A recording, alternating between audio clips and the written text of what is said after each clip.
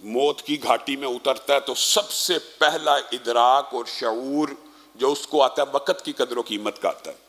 اور دوسرا شعور اسی آیت کے اندر بھی ہے جس سے اللہ رب العزت ابتدا کر رہے ہیں وَأَنفِقُوا مِمَّا رَزَقْنَاكُم مِّن قَبْلِ أَن يَأْتِيَ أَحَدَكُمُ الْمَوْتُ فَيَقُولَ رَبِّي لَوْلَا أَخَّرْتَنِي إِلَىٰ أَجَلٍ قَرِيبٍ فَأَصَّدَّقَ وَأَكُن مِّنَ الصَّالِحِينَ.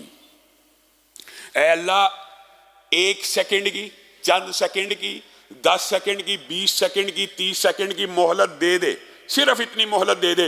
وہ جو 60 سال زندہ رہا، وہ جو 70 برس زندہ رہا، موت کی گھاٹی میں اترتے ساتھ اللہ سے یہ ریکویسٹ کر رہا ہے چند سیکنڈ دے دے، چند سیکنڈ دے دے.